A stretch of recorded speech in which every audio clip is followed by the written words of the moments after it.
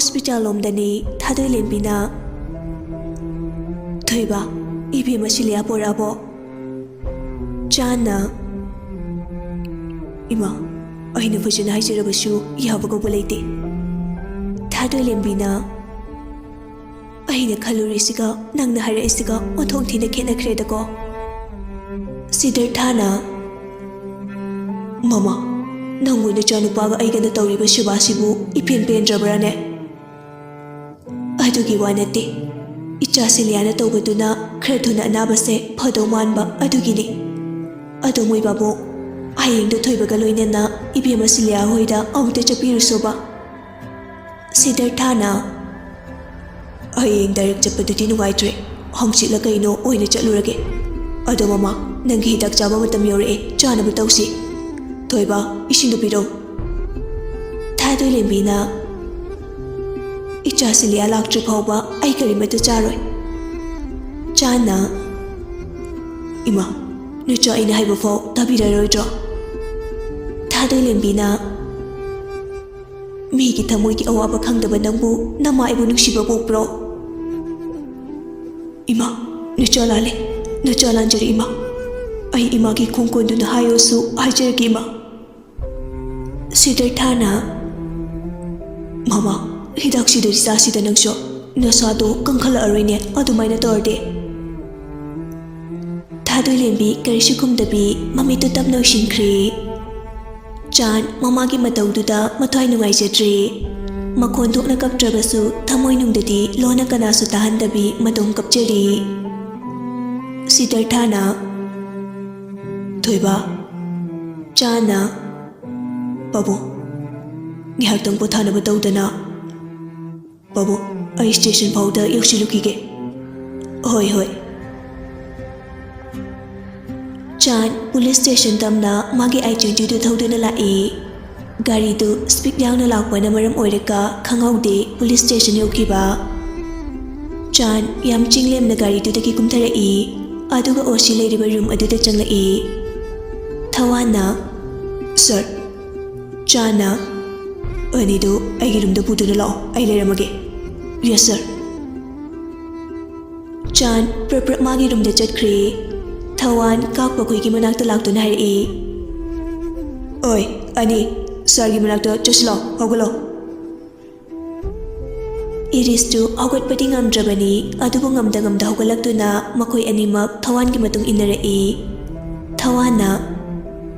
Prapra chalune matam yam mangan gano aujikti khangamani ne police ki lichai gi mahaw kamdawreda Thawana amte changjar ki sir Chana chunglo Thawana kakpage iriskadu Chan gi mamangda laktena insilai Chan phamlambadagi hogatuna anidu gi mamangda lepi aduga iriski masamdu paidun hari Noi ninga city lanbi bataidana Landri mamangshida asingbu amadi khangbu pame Iris machadu lengba matangam khidre Chan kakpuda mu hari Oi kakpa na thwaidu kan bige nongshabagi lepham marik chumna haro natrade Chan egi maru amana napunchida lemna mangni khango Kakpa maron mari seng dakai nongshabagi leiphamdu marik chumna tammi Chan haujikte da maithongdu makala makpagum Yar anise puthokro Thawana kakpaga iriskadu puthoktuna thokre Chan nongthangna onsinduna mu hari Nongthang ngashide aigi nungaiba numinne aduna partition kinaba nautolo kol doko Nongthang mathanda khanjai Koinuni mama shina nadana hospital da lei aduga yam nungaiba numini partition da bahai khoiba Chan nongtang gi mataw aduda lukhamda khupakna set launa murak tharai Nongthang khampre khangladuna phallauna chongthoi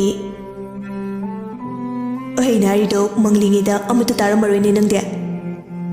Nongthang na Tahoi sir ai na pangdabani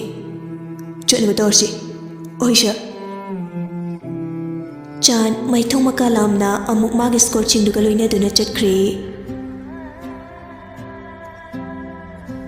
Chan mama ibema Thoudam naduna hospital da lay haiba phau kauthokai nungairi. Chan na kadaidano nangna muthoidana yumlomda thogedi laitradana. Nong thang na sir hospital changdabi yumlomda dum haithakra sara. Chan haujikta nong thang na hospital palakpaduda mama na naduna laibagi fivamdu magi mitmangda chongthurai. Mikup aduda ngasai ke mana nungairubadu kudak aduda magi wakhaldagi dile tokthoki. Aduga asawbagi mamishu uba phangda nungaitabagi sakthamsu maithongda uthokta harai. Garida hospital da khara thuna tho. Nong thang na oi sir. Nong thang sana haibagi matung inna gari du aroibi speed thauduna hospital da lai. Hek yaubaga Chan gi escort amana Chan na kumtharakadaba maikeiromda thongda hanglai. Chan na nong thang nang gari du gas da thamlamaga ai roomda dum changlo ko. Nong thang na yes sir. Chan nahan kai changlakpa matamdadi mathanta changlaktabani adubu handak mathanta dum changlakpasida security amana nong thang danglai. Sir koidore ondakte koi sarche mathanta laina ondakta ama sinkhiba komo haibra kaino Thailand gi ngasek mambido aduna mo kadai da tahore. Nong thang security duna hanglaklibadu kari shukumlamdabi mamina haifeta mangyelomnaga changkhre. Security singdo hantak oirakliba makhoigi mato aduda khadi chingnai maramdi mari makhong amata khangdabanina. Nong thang changaktuna Thoudam bu ubada harai. Imashe akchang khara nungairabo. Thoudam na nong thang kadaidagi hakchang nungaibanoda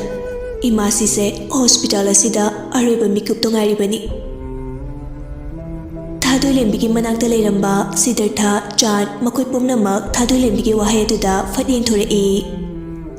Thoudam haige yauna haribani machanupagi mamangda.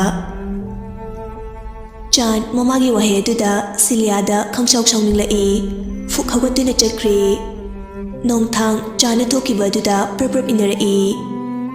Chan chatlambadagi chaplepi aduga tung inarakliba nong thang da fatyeng lai aduga harai. Gaidu start tawro ngerambam di chachi. Nong thang Chan harakliba wadu adum khangle mana haridu Silia hoidani haiba. Nong thang panthaba tawdana gari du garage dagi thawdurai aduga Chan gi mamangda khami. Chan su panthaba tawdana gari da satka khatli. Chan khoigi gari du ngerambam tamna speed yang na thorai. Adum lepa laitana tharukpana khumbonggi keithel macha leibada yoksilakli. Nong thang na sir achapo ko leiro. Chan sarok tawna kege achapo no. Nong thang Chan gi wahai duda mathanta sonjai. Leishabi gi manakta chatlaga masang ta changdoi mal pura mutta amani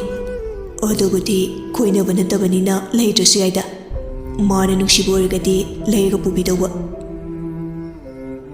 Chan nong thang na solibadu taribani adugu tasinadaba saduna adum magi tongpham thokpa tongli. Chan asum tonglambadagi taba war adun harai. Yare ngangbudu lepiro gari du kamo. Harakliba wadu khon khara wanglapnani. Nong thang afing afai oina gari gi brake du khangpha phai. Chan sumna phamlambadagi machi khara lengi adugu makhutuna ngaklamdrabadi glass da yishilamgadabani. Nong thang na yorbane aikoi miss fajabi koigi yumduba onthong thuni yaukreda nakte nakpajane sum chattabagi lapoibajane. Chan na yore ado nangdi changlakanu ko sida dum leramo koinu sir punna lakminaraga adugumana buk fatabda torkanuda. Aikoina chatkadoisina ngerambam nangna leisina khumbong baptai ko. Ase haramlaga Chan gari ki thongda hangdoklaga chakre. Nong thang na lam chathuktabagi mahai ngasidi phangle do nong thang khamdawi chopedana ngasidi sir gi mamangda. Nong thang Chan na chatkibatu yengduna leise hawi ꯑꯗꯨꯒ ꯑꯃꯨꯛ earpiece ꯊꯤꯟꯖꯤꯟꯗꯨꯅ ꯏꯁꯩ ꯍꯧꯅ ꯊꯥꯒꯠꯂꯒ ꯇꯥꯗꯨꯅ ꯂꯩ꯫ ꯑꯃꯨꯛꯁꯨ ꯃꯥꯒꯤ ꯁꯥꯔꯕꯨ ꯂꯥꯛꯄ꯭ꯔꯥ ꯍꯥꯏꯗꯨꯅ ꯌꯦꯡꯖꯔꯤ꯫ ꯉꯥꯏꯍꯥꯛꯀꯤ ꯃꯇꯨꯡ ꯆꯥꯟ ꯃꯈꯨꯠꯇ ꯄꯣꯂꯤꯊꯤꯟ ꯑꯆꯧꯕ ꯑꯃ ꯄꯥꯏꯔꯒ ꯒꯥꯔꯤꯅ ꯈꯥꯝꯂꯤꯕ ꯃꯥꯏꯀꯩ ꯑꯗꯣꯝꯗ ꯂꯥꯛꯏ꯫ ꯅꯣꯡꯊꯥꯡꯅ ꯂꯩꯕꯗꯤ ꯂꯩꯔꯛꯏ ꯆꯥꯅꯤꯅꯦ, ꯑꯁꯤꯁꯨ ꯑꯩꯅ ꯍꯧꯗꯣꯛꯂꯝꯗ꯭ꯔꯗꯤ ꯂꯩꯔꯣꯏꯗꯧꯔꯤꯅꯤ꯫ ꯆꯥꯟ ꯄ꯭ꯔꯞ ꯄ꯭ꯔꯞ ꯂꯥꯛꯂꯒ ꯊꯣꯡꯗꯣ ꯍꯥꯡꯂꯒ ꯀꯥꯈꯠꯂꯛꯏ꯫ ꯁꯥꯔ, ꯑꯩꯅꯒ ꯆꯥꯕ ꯌꯥꯕ ꯄꯣꯠꯀꯗꯤ ꯌꯥꯎꯕ꯭ꯔꯣ? ꯆꯥꯟ ꯋꯥ ꯉꯥꯡꯗꯕꯤ ꯂꯨꯄꯥ 5 ꯄꯤꯕ ꯃꯟꯁꯇꯨ ꯑꯃ ꯄꯤꯔꯛꯏ꯫ ꯑꯦ, ꯁꯤꯗꯤ ꯍꯦꯟꯃꯟꯗ꯭ꯔꯅꯦ ꯁꯥꯔ, ꯂꯩꯁꯥꯕꯤꯒꯤ ꯃꯌꯨꯝꯗ ꯄꯨꯅꯕ ꯑꯆꯥꯄꯣꯠꯄꯨ ꯂꯨꯄꯥ 5 ꯄꯤꯕ ꯃꯟꯁ, ꯑꯁ ꯂꯣꯏꯔꯦꯗꯅ꯫ ꯆꯥꯟꯅ ꯑꯗꯨꯅ ꯅꯪꯒꯤ, ꯑꯗꯨꯒ ꯁꯣꯅꯣꯔꯤꯗ ꯄꯤꯅꯕꯅ ꯁꯤꯗ ꯂꯩꯔꯦ꯫ ꯑꯁꯤ ꯍꯥꯏꯗꯨꯅ ꯃꯈꯨꯠꯇ ꯄꯥꯏꯔꯤꯕ ꯄꯣꯂꯤꯊꯤꯟꯗꯨ ꯊꯥꯡꯒꯠꯂꯛꯏ꯫ ꯑꯣ, ꯑꯗꯨꯒ ꯑꯩꯅ ꯃꯟꯁ 5 ꯄꯤꯕ꯫ ꯆꯥꯟ ꯃꯉꯛꯇꯨ ꯅꯣꯝꯃꯤ꯫ ꯊꯃꯣꯏꯗ ꯀꯃꯜꯂꯦ ꯁꯥꯔ, ꯂꯥꯛꯈꯤ ꯂꯥꯛꯃꯤꯟꯅꯔꯒ ꯃꯟꯁ ꯄꯤꯖꯕ꯫ ꯋꯥꯊꯤ ꯉꯥꯡꯒꯅꯨ, ꯊꯦꯡꯈꯤꯕ ꯇꯥꯔꯦ, ꯒꯥꯔꯤꯗꯨ ꯁ꯭ꯇꯥꯔꯠ ꯇꯧꯔꯣ꯫ ꯅꯣꯡꯊꯥꯡ ꯋꯥ ꯃꯈꯥ ꯇꯥꯗꯕꯤ ꯒꯥꯔꯤꯗꯨ ꯁ꯭ꯄꯤꯗ ꯌꯥꯡꯅ ꯊꯧꯒꯠꯂꯛꯏ꯫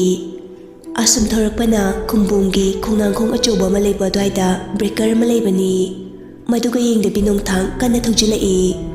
ꯆꯥꯟꯅ ꯅꯪꯒꯤ ꯑꯆꯥꯄꯣꯠꯇꯣ 100 ꯆꯥꯕ ꯌꯥꯏꯌꯦ, ꯑꯗꯨꯕꯨ ꯅꯪꯒꯤ ꯕ꯭ꯔꯦꯀꯔꯁꯤꯗꯤ ꯏꯄꯦꯟ ꯄꯦꯟꯗꯦꯗ꯫ ꯅꯣꯡꯊꯥꯡꯅ ꯑꯃꯨꯛꯀ ꯃꯅꯤꯡ ꯍꯜꯂꯒ 100 ꯁ꯭ꯄꯤꯗꯇ ꯊꯧꯒꯠꯂꯛꯆꯦ ꯍꯥꯏꯕ꯭ꯔꯣ ꯁꯥꯔ? ꯊꯧꯒꯦꯁꯨ ꯅꯪꯒꯤ ꯄꯔꯁꯣꯅꯦꯜꯒꯤ ꯑꯣꯏꯕ ꯒꯥꯔꯤꯗ ꯊꯧꯖꯧꯔꯣ, ꯑꯩꯒꯤ ꯁꯤꯗꯗꯤ ꯌꯥꯔꯔꯣꯏ꯫ ꯒꯥꯔꯤ ꯁꯦꯝꯅꯕꯒꯤ ꯃꯇꯝ ꯑꯩꯉꯣꯟꯗ ꯂꯩꯇ꯭ꯔꯤ ꯍꯧꯖꯤꯛꯀꯤ ꯑꯣꯏꯅꯗꯤ꯫ ꯁꯣꯏꯈꯤꯕꯅꯤ, ꯎꯍꯧꯗ꯭ꯔꯦ꯫ ꯆꯥꯟꯅ ꯌꯥꯔꯦ, ꯊꯧꯔꯣ꯫ ꯅꯣꯡꯊꯥꯡ ꯒꯥꯔꯤꯗꯣ ꯑꯃꯨꯛ ꯁ꯭ꯄꯤꯗ ꯌꯥꯡꯅ ꯊꯧꯒꯠꯂꯛꯏ꯫ ꯑꯁꯨꯝ ꯂꯦꯞꯄ ꯂꯩꯇꯅ ꯊꯧꯔꯛꯄꯅ ꯉꯥꯏꯔꯝꯕꯝꯒꯤ ꯑꯅꯤꯁꯨꯕ ꯊꯣꯡꯖꯥꯎꯗꯨ ꯌꯧꯔꯛꯂꯦ꯫ ꯁꯥꯔ, ꯀꯗꯣꯝꯗ ꯊꯧꯗꯣꯏꯅꯣ? ꯆꯥꯟꯅ ꯑꯁꯤꯒꯤ ꯊꯣꯡꯁꯤꯗ ꯊꯧꯒꯠꯂꯣ, ꯑꯗꯨꯒ ꯂꯩꯔꯛ 2ꯁꯨꯕꯗꯨꯗ ꯆꯪꯂꯒ 3ꯔꯛꯁꯨꯕ ꯊꯣꯡꯒꯥꯜꯗꯣ ꯑꯗꯨꯗ ꯈꯥꯝꯃꯣ꯫ ꯅꯣꯡꯊꯥꯡ ꯆꯥꯟꯅ ꯍꯥꯏꯕꯒꯤ ꯃꯇꯨꯡ ꯏꯟꯅ ꯊꯣꯡꯗꯨ ꯊꯧꯒꯠꯂꯒ 2ꯁꯨꯕ ꯂꯩꯔꯛ ꯑꯗꯨꯗ ꯆꯪꯂꯛꯏ, ꯑꯗꯨꯒ 3ꯔꯛꯁꯨꯕ ꯊꯣꯡꯒꯥꯜ ꯑꯗꯨꯒꯤ ꯃꯄꯥ ꯆꯞ ꯆꯥꯅ ꯈꯥꯝꯃꯤ꯫ ꯆꯥꯟ ꯁꯠ ꯀꯨꯝꯊꯈꯤ, ꯑꯗꯨꯒ ꯄꯣꯂꯤꯊꯤꯟꯗꯨ ꯄꯥꯏꯗꯨꯅ ꯍꯟꯅꯐꯥꯎ ꯌꯦꯡꯂꯝꯗꯕꯤ ꯄ꯭ꯔꯞ ꯄ꯭ꯔꯞ ꯆꯪꯈꯤ꯫ ꯅꯣꯡꯊꯥꯡꯅ ꯑꯣꯌꯥ, ꯃꯊꯟꯇꯒ ꯆꯪꯈꯤꯌꯦ, ꯑꯩ ꯍꯧꯔꯝꯗꯤꯌꯦ꯫ ꯑꯁꯤ ꯍꯥꯏꯗꯨꯅ ꯅꯣꯡꯊꯥꯡꯁꯨ ꯄ꯭ꯔꯞ ꯄ꯭ꯔꯞ ꯆꯥꯟꯕꯨ ꯇꯥꯟꯅꯔꯛꯏ꯫ ꯆꯥꯟ ꯁꯨꯃꯥꯡꯗꯨꯗ ꯂꯦꯞꯂꯒ ꯀꯣꯏꯂꯥꯎ ꯂꯥꯎꯏ꯫ ꯌꯨꯝꯁꯤꯕꯨ ꯃꯤ ꯂꯩꯕꯤꯕ꯭ꯔꯣ? ꯅꯣꯡꯊꯥꯡꯅ ꯁꯥꯔ, ꯏꯪꯅ ꯇꯞꯅ ꯀꯧꯕꯤꯌꯨ, ꯀꯤꯗꯅ ꯊꯣꯛꯂꯛꯇꯕꯔ ꯈꯪꯄꯣꯟꯇꯦ꯫ ꯆꯥꯟ ꯃꯈꯨꯠ ꯈꯨꯗꯣꯝꯕꯤꯗꯨ ꯃꯆꯤꯟꯗ ꯊꯝꯂꯒ ꯂꯥꯡꯒꯅꯨ ꯍꯥꯏꯕꯒꯤ ꯃꯑꯣꯡꯗ ꯇꯧꯔꯛꯏ꯫ ꯅꯣꯡꯊꯥꯡꯁꯨ ꯃꯥꯒꯤ ꯊꯣꯛꯄ ꯇꯧꯖꯔꯁꯅꯨ ꯍꯥꯏꯗꯨꯅ ꯀꯔꯤꯁꯨ ꯍꯥꯏꯔꯨꯗ꯭ꯔꯤ꯫ ꯁꯤꯂꯤꯌꯥ ꯀꯅꯥꯒꯨꯝꯕ ꯑꯃ ꯀꯧꯈꯤꯕꯒꯤ ꯈꯣꯟꯖꯦꯜ ꯇꯥꯈꯤ ꯈꯟꯗꯨꯅ ꯃꯄꯥꯟꯗ ꯄ꯭ꯔꯞ ꯄ꯭ꯔꯞ ꯆꯦꯟꯊꯣꯔꯛꯄꯅꯤ꯫ ꯑꯗꯨꯗ ꯃꯥꯒꯤ ꯕꯣꯁ ꯑꯣꯏꯔꯝꯕꯗꯨꯗ ꯊꯥꯡꯂꯝꯕ ꯃꯈꯣꯡꯗꯨ ꯆꯞ ꯂꯦꯞꯄꯤ꯫ ꯅꯣꯡꯊꯥꯡ ꯁꯤꯂꯤꯌꯥꯕꯨ ꯎꯕꯗ ꯃꯣꯃꯣꯟ ꯅꯣꯛꯂꯛꯏ꯫ ꯆꯥꯟ ꯌꯥꯝ ꯊꯋꯥ ꯁꯥꯗꯅ ꯍꯥꯏꯔꯛꯏ꯫ ꯏꯃꯥꯅ ꯅꯪ ꯌꯥꯝ ꯊꯨꯅ ꯂꯥꯛꯑꯣ ꯍꯥꯏꯍꯧꯋꯤ, ꯅꯠꯇ꯭ꯔꯕꯗꯤ ꯀꯔꯤꯝꯇ ꯆꯥꯔꯣꯏ ꯍꯥꯏꯗꯨꯅ ꯂꯩꯍꯧꯔꯤ꯫ ꯑꯗꯨꯅ ꯑꯩꯒꯤ ꯏꯃꯥꯗꯣ ꯅꯪ ꯂꯥꯛꯇꯕꯅ ꯃꯔꯝ ꯑꯣꯏꯔꯒ ꯃꯁꯥꯗꯣ ꯅꯣꯡꯃ ꯅꯣꯡꯃꯒꯤ ꯑꯁꯨꯝ ꯁꯣꯛꯆꯤꯜꯂꯛꯑꯦ, ꯑꯗꯨꯅ ꯅꯐꯤꯅꯣ ꯂꯣꯏꯁꯤꯜꯂꯣ, ꯆꯠꯅꯕ ꯇꯧꯁꯤ꯫ ꯁꯤꯂꯤꯌꯥ ꯊꯥꯗꯣꯏꯂꯦꯝꯕꯤꯒꯤ ꯈꯟꯗꯨꯅ ꯑꯃꯨꯛꯁꯨ ꯆꯠꯅꯤꯡꯕ ꯐꯥꯎꯏ, ꯑꯗꯨꯕꯨ ꯆꯥꯟꯒꯤ ꯃꯑꯣꯡ ꯃꯇꯧ ꯑꯗꯨꯅ ꯑꯃꯨꯛ ꯆꯠꯅꯤꯡꯕꯁꯨ ꯐꯥꯎꯗ꯭ꯔꯤ, ꯑꯗꯨꯅ ꯑꯁꯨꯝꯅ ꯍꯥꯏꯔꯛꯏ꯫ ꯕꯣꯁ, ꯑꯩ ꯂꯥꯛꯄꯗꯤ ꯌꯥꯝ ꯂꯥꯛꯅꯤꯡꯉꯦꯕ, ꯑꯗꯣ ꯍꯧꯖꯤꯛꯇꯤ ꯏꯃꯥꯒ ꯄꯥꯕꯨꯡꯒꯁꯨ ꯂꯩꯇꯕꯅꯤꯅ ꯍꯥꯏꯔꯝꯗꯕꯤ ꯆꯠꯄꯗꯣ ꯅꯨꯡꯉꯥꯏꯔꯣꯏ, ꯑꯗꯨꯅ ꯍꯌꯦꯡ ꯏꯃꯥꯈꯣꯏꯗ ꯍꯪꯖꯔꯛꯈꯤꯒꯦ, ꯑꯗꯨꯒ ꯆꯠꯂꯁꯨ ꯆꯠꯁꯤ꯫ ꯆꯥꯟ ꯈꯔ ꯁꯥꯎꯔꯞ ꯇꯧꯅ ꯑꯗꯨ ꯍꯦꯛꯇ ꯌꯥꯕ꯭ꯔꯣ? ꯉꯔꯥꯡꯗꯁꯨ ꯅꯠꯇ꯭ꯔꯣ ꯑꯩꯅ ꯅꯣꯏꯒꯤ ꯅꯌꯨꯝꯗ ꯂꯥꯛꯑꯝꯃꯤꯁꯦ, ꯁꯤꯕꯨ ꯐꯥꯒꯤꯔꯣ? ꯆꯠꯂꯣ ꯍꯥꯏꯗꯤ ꯀꯩꯅꯣ? ꯍꯧꯖꯤꯛꯃꯛ ꯂꯣꯏꯁꯤꯜꯂꯣ, ꯅꯠꯇ꯭ꯔꯕꯗꯤ ꯅꯪ ꯀꯌꯥ ꯐꯕ ꯑꯣꯏꯔꯣꯏ꯫ ꯁꯤꯂꯤꯌꯥꯅ ꯕꯣꯁ, ꯑꯩꯅ ꯍꯥꯏꯖꯔꯤꯁꯦ ꯑꯁꯦꯡꯕꯅꯤ, ꯉꯁꯤꯗꯤ ꯏꯃꯥꯒ ꯄꯥꯕꯨꯡꯒꯁꯨ ꯂꯩꯇꯦ, ꯑꯗꯨꯅ ꯃꯣꯏꯗ ꯇꯥꯛꯂꯝꯗꯕꯤꯗ ꯂꯥꯛꯄꯁꯦ ꯀꯌꯥ ꯅꯨꯡꯉꯥꯏꯔꯣꯏ, ꯑꯗꯨꯅ ꯍꯌꯦꯡ ꯑꯣꯏꯅ ꯂꯥꯛꯄꯤꯌꯨ꯫ ꯑꯩꯅ ꯍꯥꯏꯔꯤꯁꯤꯅꯤ, ꯀꯔꯤꯒꯨꯝꯕ ꯅꯪꯅ ꯍꯌꯦꯡꯁꯤ ꯐꯥꯎꯕꯒꯤ ꯃꯅꯨꯡꯗ ꯆꯠꯁꯤ ꯌꯥꯗ꯭ꯔꯕ ꯀꯩꯗꯧꯔꯛꯀꯦ ꯌꯦꯡꯉꯨ, ꯆꯥꯟ ꯑꯩꯅ꯫ ꯑꯁꯤ ꯍꯥꯏꯔꯝꯂꯒ ꯆꯥꯟ ꯃꯥꯅ ꯄꯨꯔꯛꯂꯤꯕ ꯑꯆꯥꯄꯣꯠꯁꯤꯡꯗꯨ ꯁꯤꯂꯤꯌꯥꯗ ꯂꯪꯁꯤꯜꯂꯝꯂꯒ ꯈꯣꯡꯀꯥꯞ ꯂꯥꯎꯅ ꯂꯥꯎꯅ ꯀꯥꯟꯗꯨꯅ ꯇꯨꯡ ꯍꯟꯅ ꯌꯦꯡꯂꯝꯗꯕꯤ ꯆꯠꯈꯤ꯫ ꯁꯤꯂꯤꯌꯥꯅ ꯑꯉꯥꯎꯕ ꯃꯤ ꯍꯥꯏꯁꯦ ꯍꯦꯛꯇ ꯌꯥꯄꯣꯠ ꯅꯠꯇꯦꯕ, ꯃꯌꯥꯝꯗꯒꯤ ꯇꯣꯉꯥꯟꯅ ꯑꯗꯨꯝ ꯇꯥꯏ ꯑꯗꯨꯅꯤ, ꯀꯩꯅꯣ ꯃꯥꯅ ꯑꯃꯨꯛ ꯄꯤꯔꯝꯃꯤꯁꯤꯅ? Silia black machuki ball thindu hangi aduga hari as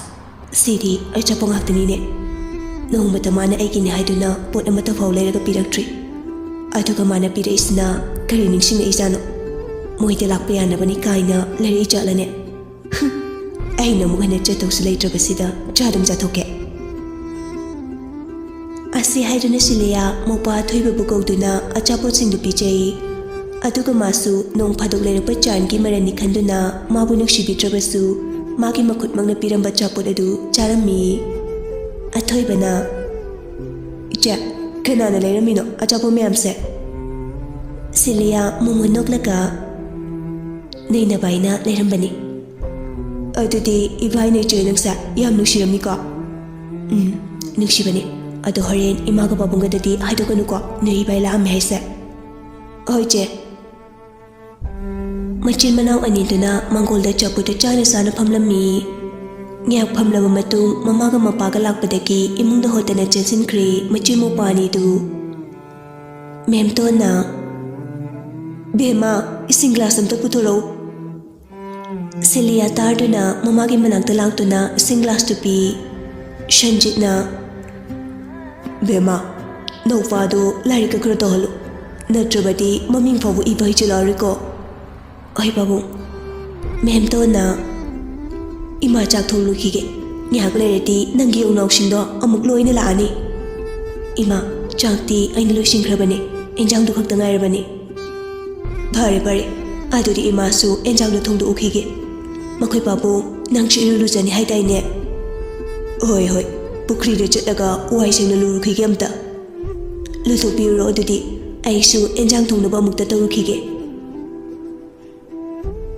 Memton imungda changkri sanjichu pukri de irulu bajatkhri ngyak leiraga mana tuition lawriba angang singa du sulakli Siliana ibunga ngasidi nathanda bajabaga amata yaroi mayam marak yawgadawni athoibana as je aitale nupi maraksida abung yawisidi mana homoni dana adubu aiga manarubu yabra aima mi tani ni nangba tamna ngangune mi tar kaidoge chumbu chumdra aina harise aduna aida haisini ko wore inthanta ingna chingna tawjage bunga kharan tawgana arina na thanda pa ba haibase kishu oiroi duni aduna hawjik mayam maraksida ihawru law aduna tridi iche tawpa ngamoi ko as iche mina tale haraga ai wore adum tawjage ba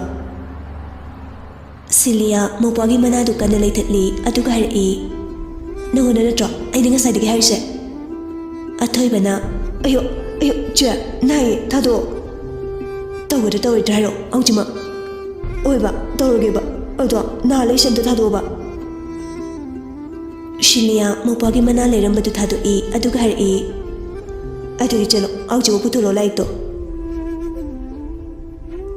Silia lagliba angang singa duda amu onsilaktuna